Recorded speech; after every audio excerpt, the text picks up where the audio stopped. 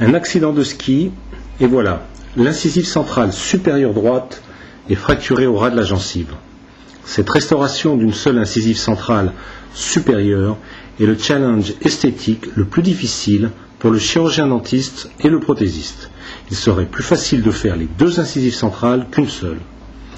En effet, les deux incisives centrales se trouvent en plein milieu du sourire. Ce sont les dents que l'on voit le plus et elles doivent être absolument identiques. Et s'il y a un écart de teinte ou de forme entre ces deux dents, cela se voit tout de suite. Voici les pièces qui vont réparer le sourire de notre patient. À gauche, l'inlay-core ou faux-moignon. Le terme inlay-core est plus joli que faux-moignon. À droite, une couronne tout céramique sans armature en métal.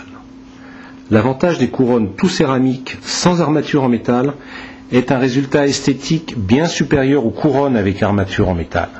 En effet, l'absence de métal permet de laisser passer la lumière à travers la dent, comme avec une dent naturelle. Cet inlay-core va reconstituer la partie interne de la dent. Il est en or jaune. La couleur jaune de l'or n'est pas un inconvénient. Au contraire, chez ce patient, la teinte de la dentine de ses dents présente du jaune en profondeur. Dans certains cas, quand les dents ont une couleur claire et que la gencive est très fine, on utilise des inlay-core en céramique. Ces inlay-core en céramique sont plus fragiles que les inlay-core en or. Quoi qu'il en soit, l'or est un matériau noble qui ne pose aucun problème de biocompatibilité. L'inlay-core est donc inséré dans la racine. Il sera scellé dans cette racine.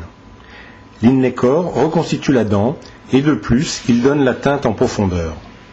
Ensuite, la couronne tout céramique vient coiffer cet inlay-core. Cette couronne sera scellée sur l'inlay-core. Le résultat final est très satisfaisant. L'absence d'armature métallique permet un rendu esthétique maximal. Et voilà le sourire satisfait de notre patient qui est de nouveau prêt à affronter les pistes de ski.